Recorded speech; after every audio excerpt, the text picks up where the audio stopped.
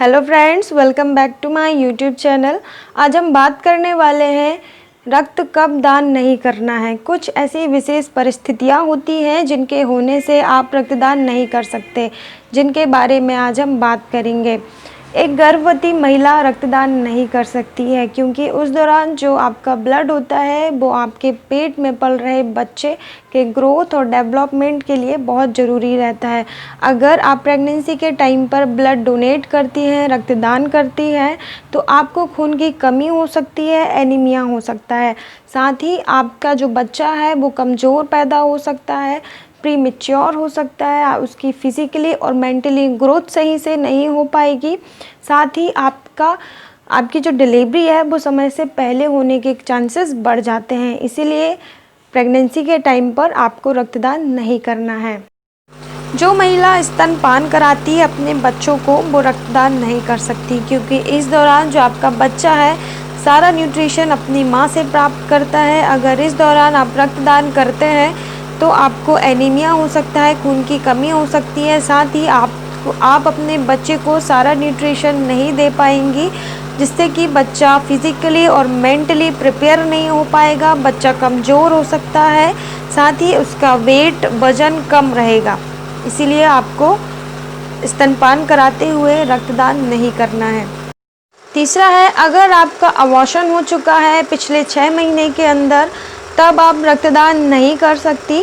साथ ही अगर आपका बार बार अबॉर्शन होता आ रहा है तब भी आप रक्तदान नहीं कर सकती क्योंकि इस दौरान अबॉर्शन के टाइम पर आपका काफ़ी ब्लड लॉस हो चुका होता है। अगर आप ब्लड दान करती हैं, डोनेट करती हैं, तो आपको कमज़ोरी आ सकती है, एनीमिया हो सकता है। इसलिए आपको, अगर आपका अबॉर्शन हो चुका है, बार बार हो चुका है या पिछले 6 महीने के अंदर आपका अबॉर्शन हुआ है, तो आपको रक्तदान नहीं करना है।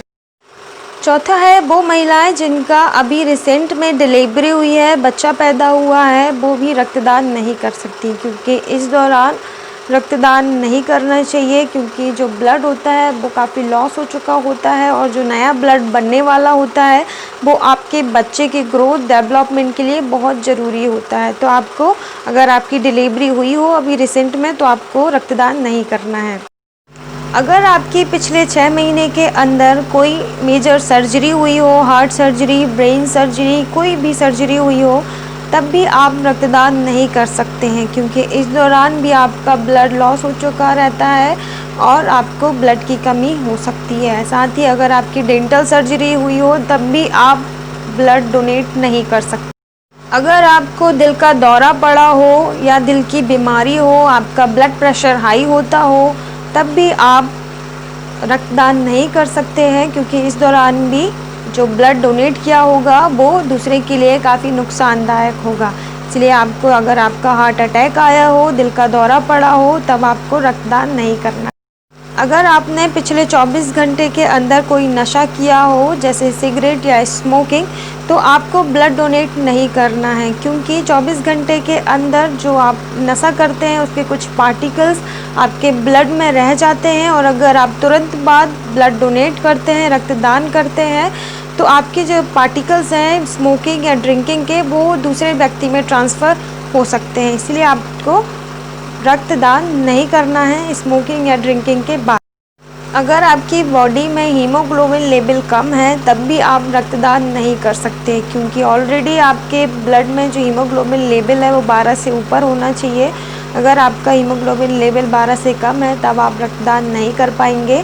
इससे आपको एनीमिया, ब्लड की कमी हो सकती है।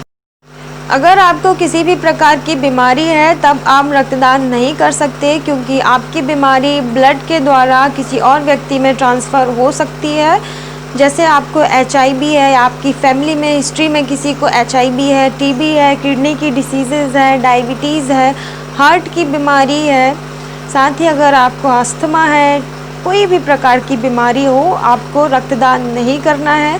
आपको रक्तदान करने के लिए पूर्ण रूप से स्वस्थ होना बहुत ज़रूरी है, उसके बाद ही आपका ब्लड डोनेट होगा, आपका रक्तदान हो सकता है।